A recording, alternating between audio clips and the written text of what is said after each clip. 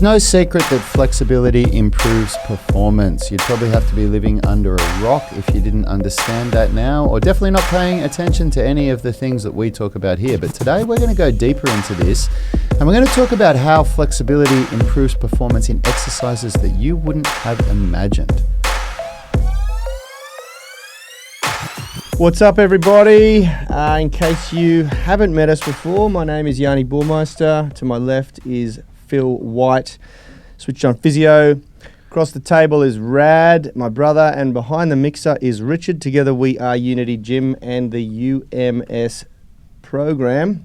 Now, we turn driven people into superhumans. If you want to know how we do that, you can download one of the blueprints or all of the blueprints. They're linked in the description of this replay on YouTube and the podcast. And otherwise, you can go to www.unitygym.com. What's up, everybody? Yeah, it was an exciting little start. There was a big sound outside, and so we all ran out of the room and came back. But yeah, it sounded like there was a bomb going off, but no bombs, so it's all good. Yeah, I'm good. Yeah, ready for action. I'm noticing the stream quality is really good today as well. Yeah. Lighting seems to be on. I think has Facebook done an update or something? Yeah, I now have dark themed Facebook, which Facebook's done a massive update, and it looks like part of that has improved the stream quality looks way better. Yeah, anyway, there you go. For all those all those on the podcast, you'll be stoked. Yeah, that's right. That's right. Let us know in the comments if the stream quality looks better for you guys as well. Yeah. Well, yesterday we spoke about what did we speak about yesterday? Yesterday we spoke about why flexibility we set standards. benchmarks. Yeah, why we set benchmarks. And today we want to talk about what improves from those benchmarks. You know, what exercises improve. And for me, you know, the big things that I was looking for improvements in was calisthenics and basic acrobatic skills. I wanted to be able to do things like a press to handstand easier, or even just cartwheels or a handstand. Like, if you can do the front splits or even come close to the front splits, your handstand is infinitely easier to kick up into, because you can get the higher you can get the first leg while the second leg is still on the ground, the more controlled the kick up is. So that's something that a lot of people could probably relate to, you know. And if you ever want to do a press to handstand, the more you can get into the splits, the more you can get into a giving them all away. Pancake. Straight into it. Well, no, because the calisthenics movements I think are more obvious, right? Like, I think it's quite obvious that if you can, for me it is anyway, that if you can do the splits, the front splits, the pancake, you can be able to do this. But what we wanted to talk about today was some hidden gems, like weightlifting movements and things that really benefit from having those flexibility standards. Well, that's where it started for us. I mean, the first time I was ever told that I needed to get more flexible, it was because I couldn't squat deep. Yep. And the very first flexibility standards I was taught by people like Tony Battaglia or Charles Poliquin were in relation to either Olympic lifting or deep squatting, you know, and there were benchmarks that they had sort of figured out in regards to the squat that we were running with, that we were teaching to our clients in the gyms, and that's how it sort of all started for me. I started to realise, oh wow, you know, if I want to be able to do an Olympic snatch, then I need to improve or correct my shoulder posture and mobility, flexibility. I need to improve my thoracic extension, and I need to, you need to be able to catch and lock the shoulders at that end range of a squat, and you need to be able to hit it ballistically and bounce out of it using the stretch shortening cycle of the hamstrings and the lower limb muscles, which mean that there can't be any resistance, there can't be the body fighting. And so that started me off on this process of compartmentalized stretching, I like to call it, where I spent hours stretching my hamstrings in the classic sort of passive stretching. Did a little bit of we experimented with contract relax, otherwise known as PNF stretching, and I did that for like a decade and got marginally. I remember when we were working at this stage in our career, we were working out of a Fitness First gym here in North Sydney, and they introduced this fitness standard across the board that they wanted all of their staff to be able to score highly in, and one of them was a sit and reach test. And, you know, when I first started trying to do this stuff, I could hardly get my fingertips past my toes when I did a sit and reach test. And for those of you playing at home who aren't aware, a sit and reach test is where you essentially sit on the floor with your legs straight in front of you, feet together, your toes pulled back vertically, so you're not pointing your toes, and your knees have to be perfectly straight, and then you reach your hands as far past your toes as you can get them, you know. Well, for a lot of people's cases, as far towards the toes. As far towards the toes as you can get them. And quite literally, across the board, the majority of people couldn't reach their toes. I think Rad scored the highest in our gym by a long way because he could get his wrists past his toes. But yeah, like it was incredible how inflexible I was, you know. And I was banging the drum of stretching the way we're taught to stretch a lot, you know. I was trying. It wasn't like I wasn't trying. I was just not successful at all. Mm-hmm. And so, yeah, fast forward maybe 10 years and we introduced these flexibility standards, which we spoke about yesterday. To recap, they are the pancake, the middle splits, front splits, and back bridge. And that gave us goals, that gave us more tangible, more motivating reasons to pursue flexibility. Introducing movements, calisthenics to our program, where you literally, it's a go, no go. If you can't go into a pike, you can't do a press handstand. If you can't hold a straddle in a pancake, yeah, you can't do half of these movements, you know. And it was quite phenomenal. I didn't really expect, I don't know why, but I was still surprised by how much my squat and my bench press and my deadlift and movements like this, that, you know, I thought, well, I've achieved a decent level of flexibility. I can squat ass to grass. I can do this. It was quite surprising at how much they improved when I took my flexibility to a much higher level. I realised one day, and the real awakening for me was when I realised I was squatting a very heavy weight, about 140 kilos, and I realised that the easiest position for me in that weight was not even standing up. It was at the bottom range when I could just sit there and relax. Yeah, I noticed in your squat sessions you usually just kind of hang out the bottom for yeah. time, It literally became the best rest position was at the very bottom, and I'm like, wow, since when did that happen? You know. And we had a photo shoot a while ago, which was another great moment where we wanted to get a picture of a real heavy squat, and you know, the photographer said, "What can?" No one could do it, so we did a Photoshop of Yanni. That's right. The photographer, who was my father, said, "What could you, squat at the bottom?" And I said, "Oh, whatever, doesn't matter. Whatever. I'll put 180 kilos on, and I can sit there for 30 seconds while they get a good photo." You know. And I don't know that many people who squat heavy who can do that, unless they're into Olympic lifting and they're at a very high level, and they've trained their flexibility like that. So that's a little bit of context around what we're doing and why we're doing it, and my personal story with it. Anyway. Yep. Yeah, for sure. Look, I think a big revelation for me that was quite a big one was this concept of that if you're, and I related this back to my martial arts days, that if you aren't flexible, if you haven't developed a decent level of flexibility, then your body is fighting itself to get into the positions that you're trying to get into.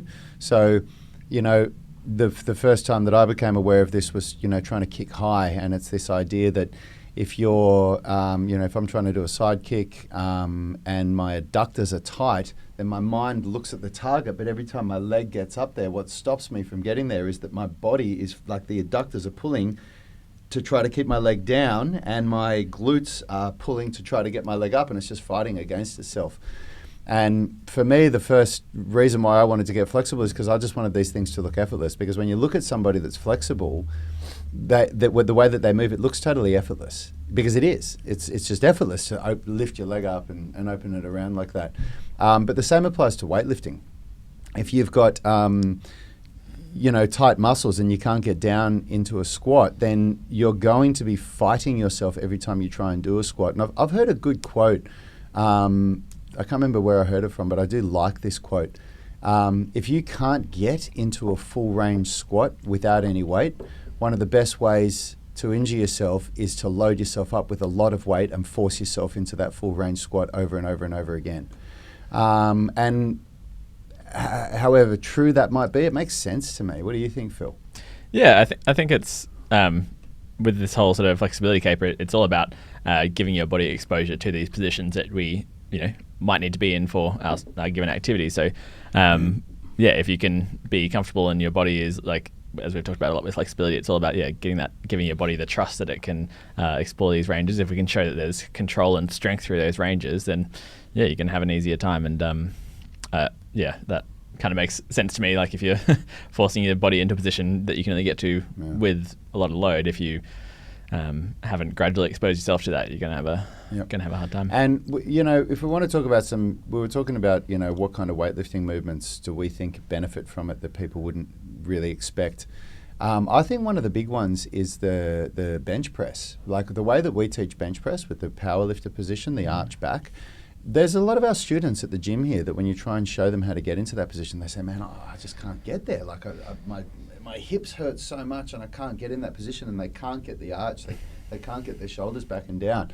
And that's a superior position for bench pressing more weight. So your limiting factor for getting stronger is not weakness in the muscles, it's a lack of flexibility. Yeah, 100%.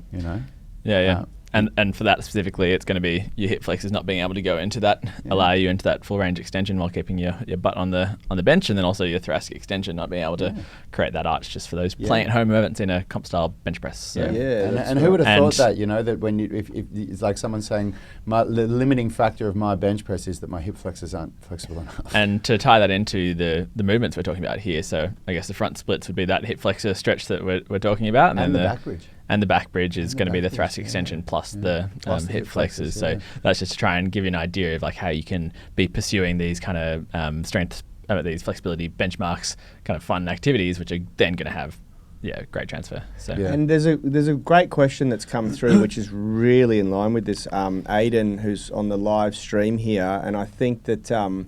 I've been itching to answer this one as soon as I saw it. Yeah, I think that this gives us a great crossover because Aiden's asked, to build some context, he says, I love this series. Is there any benchmark or way to know if you should progress from the 18-minute stretch routine to the loaded stretch routine? I've been doing the 18-minute routine every day for 2 months now and seen some amazing improvements. Would love to hear your thoughts. Now, just to full clarity for everyone playing at home, we have 3 flexibility programs. We have what's called the 18-minute stretching routine, which is really more of a mobility routine, but it just for some reason was sold, originally titled the stretch routine, and then we just never wanted to change it because it was so popular. And then we have our loaded stretching routine, and then we have our mobility masterclass, which really should be the flexibility masterclass. But anyway, it's all good. We learn as we have developed as professionals. We've learnt more about the practice as well, and the terminology, and that's just the way it goes. And there's also other things that marketing plays a little bit of a role in it, and that sort of thing as well, But so we have these 3 programs, and they're all quite different, and they're different for specific reasons, Now, my take on Aiden's question is the 18-minute routine is a really, really great thing to do every day or every other day, or a great routine to get you started, a great addition to your current training regime. To give you full context, we actually created that routine as our warm-up, and we used it as our exercise warm-up for quite some time, for a couple of years. And then as we learnt a little bit more about flexibility and how flexibility can affect strength in and of the same workout, and as we work to improve the efficiency of our workouts, we wanted to shorten the warm-up so that it didn't interfere with the workout, and also some of the stretches that we were doing in that routine could potentially interfere with your performance and strength in the workout. So we started to manipulate that and evolve it, but it's essentially was always designed as a daily warm-up or a daily routine, a more gentle daily routine that you can pretty much do every single day. The Mobility Masterclass, and Rad's going to chime in and go for it with this, and the loaded stretching, that is a workout. That is a workout that is designed to maximize to take you from wherever you're at right now and turn you into a highly flexible person. and the two are very different in that regard. You know, it wasn't until we had until we started approaching our flexibility training as a workout that we had our really big breakthroughs. What do you want to add to that, Rad? Well, Aiden's asking, the core of his question is, when should I progress from the 18-minute stretch routine to the loaded stretching routine? And my answer is as soon as possible. Yeah. As soon as possible. And what I mean by that is learn the 18-minute stretching routine, incorporate it into your practice, understand it so that you can do it without watching the videos, and 2 months is and see an initial result, feel change in your body, and once you do that, progress. And 2 months is a really good time to do that.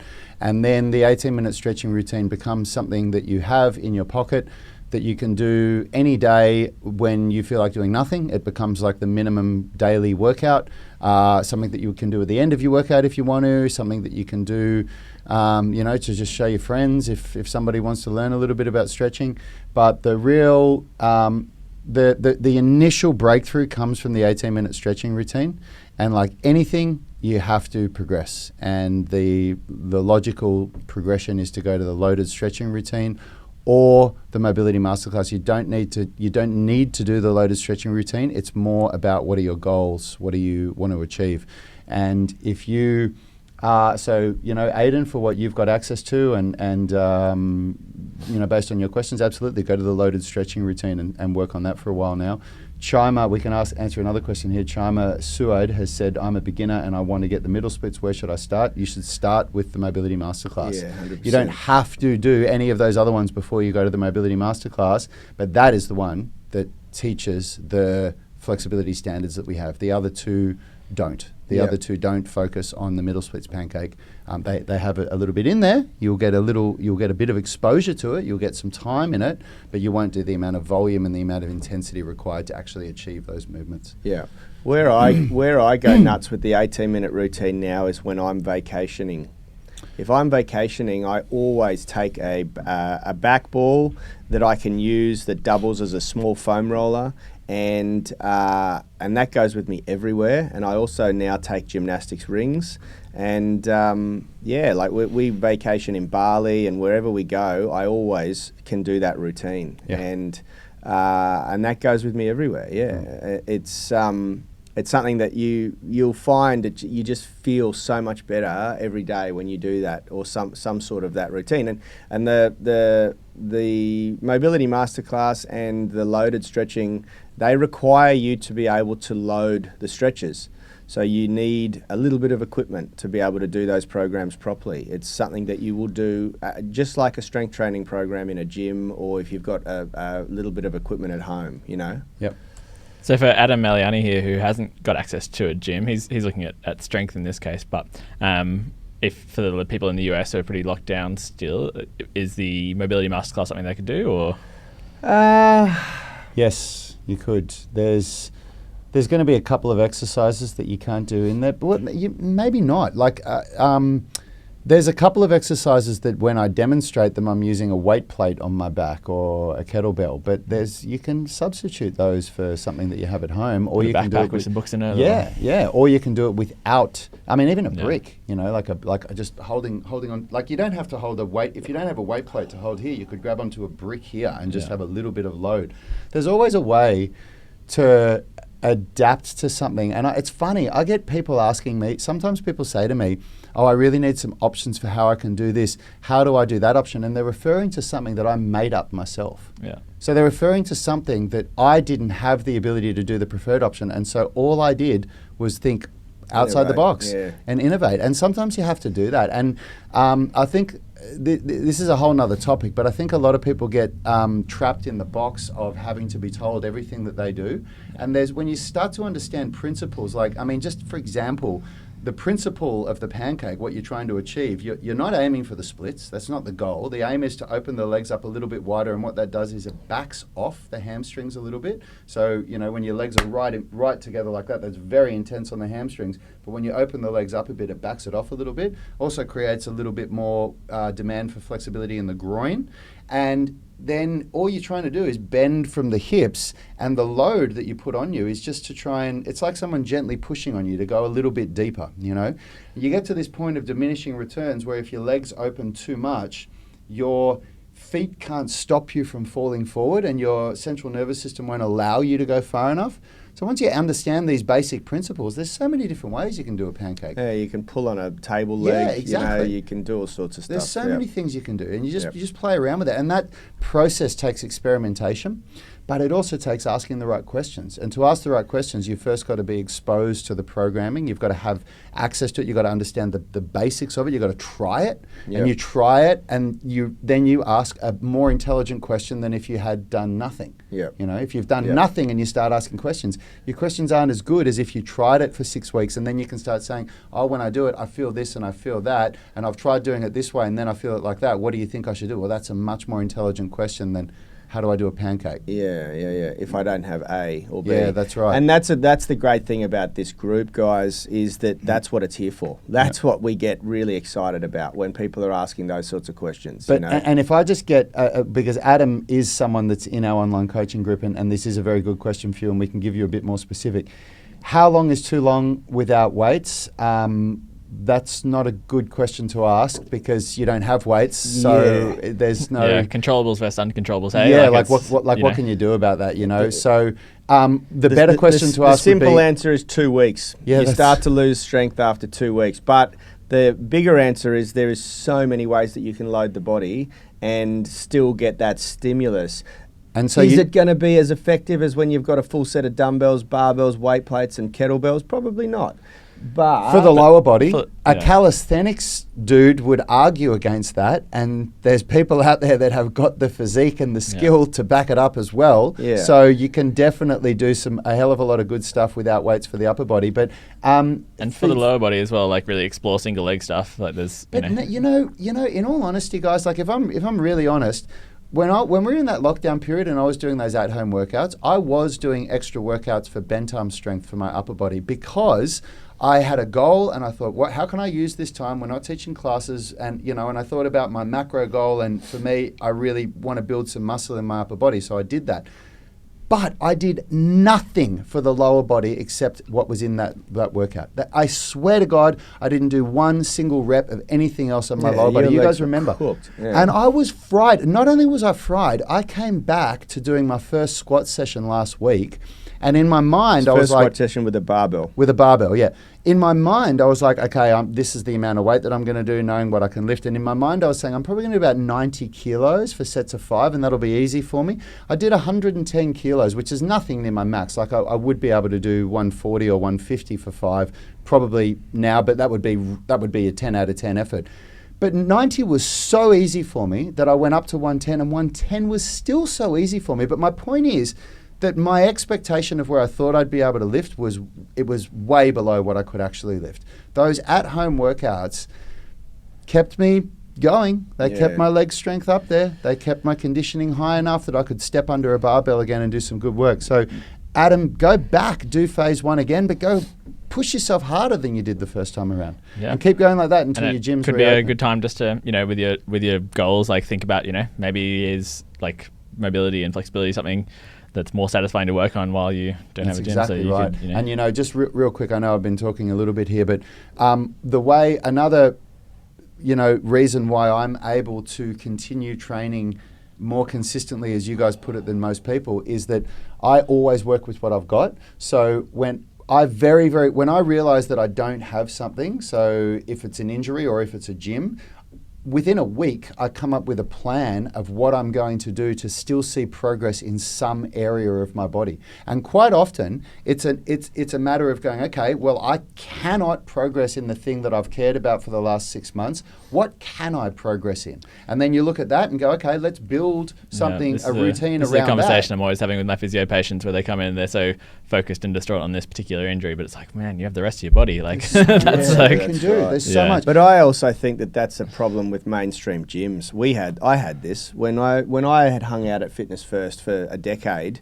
You have your blinkers on and you get so used to the 200 machines that you've had at your disposal, and you go and you get out of that environment and you're like, oh my God, there's only a leg press here. How the hell am I going to train legs with only a leg press? I can't do that. And And people have that when they've had exposure to big gyms and lots of equipment and this and that. You get hooked on that. And that's why I think it's so empowering to learn to do more with less.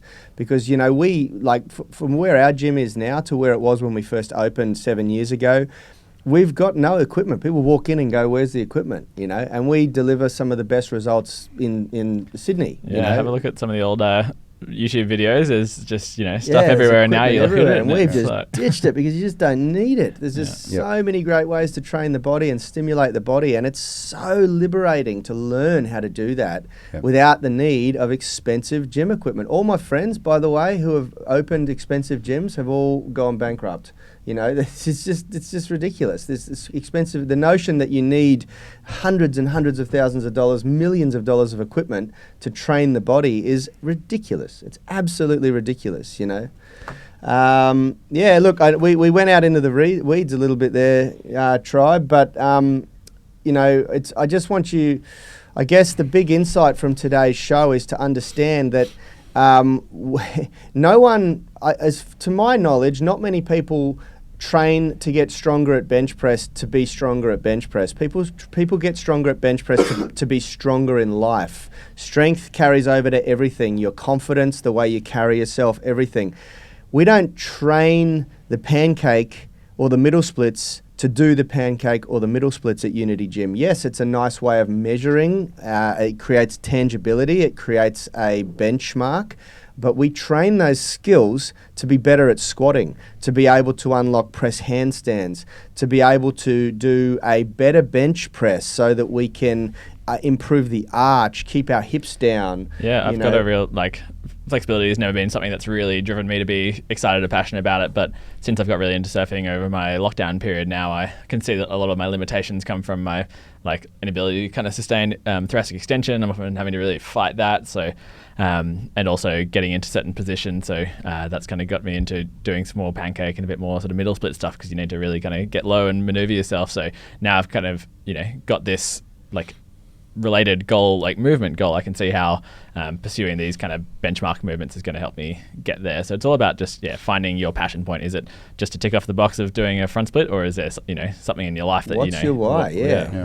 Go deeper, and it really helps. It really helps to have these benchmark skills and to understand how to achieve them. But then to also know, to look beyond that and say, okay, this is how this is going to affect the rest of my training, the rest of my life, my performance, in everything that I do, you know. Mm-hmm. And the reality is, we've talked about this, we've banged the drum before, mobility increases life expectancy, so does strength. It's not just about what you're doing right now, it's about what you're going to be able to do forever.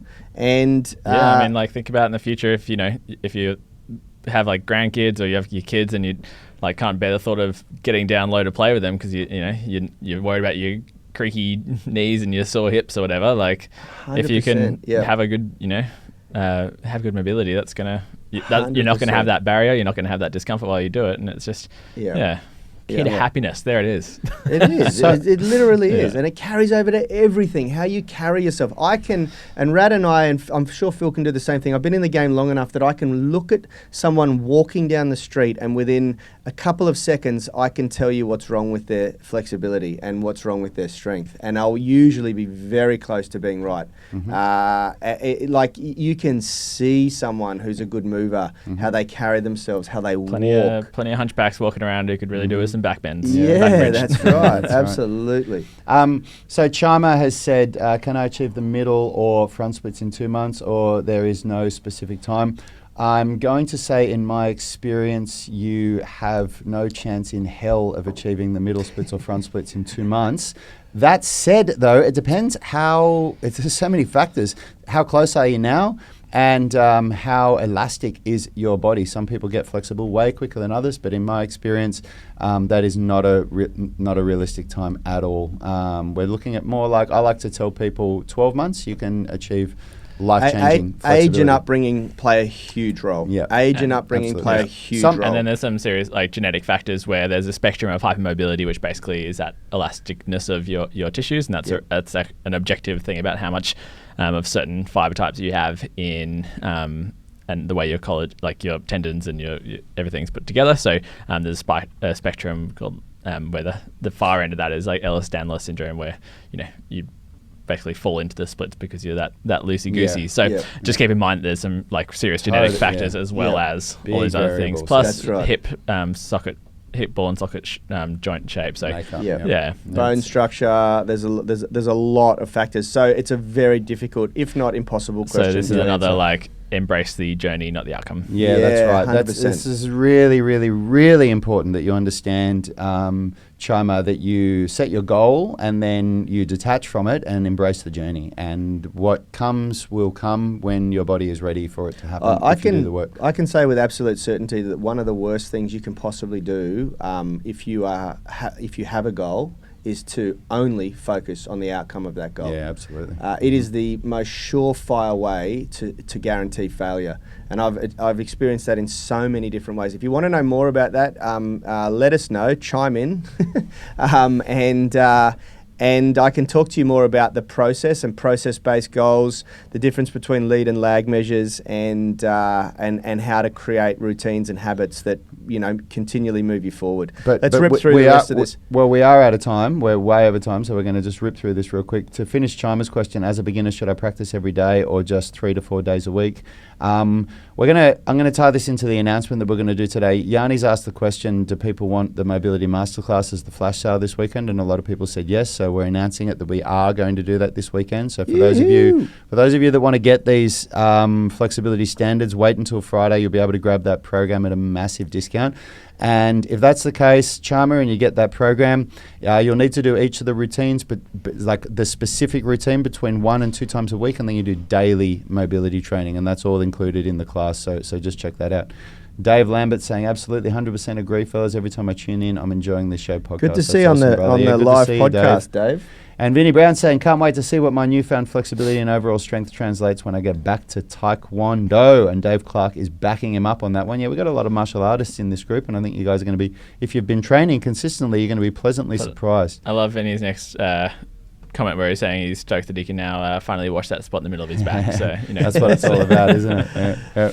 And Wendy Burles is saying, my daughter is 10 and she's got better on her middle splits, but she struggles to align her hips. I'm not the biggest fan of the idea of aligning your hips, so maybe that's a conversation we can have another time. But just keep trying. Yeah, certainly, the more mobile you are, the more it's so important to be building your strength and control throughout. But yeah, mate, that's a really good, actually, something to finish on for Wendy there. It's a big insight.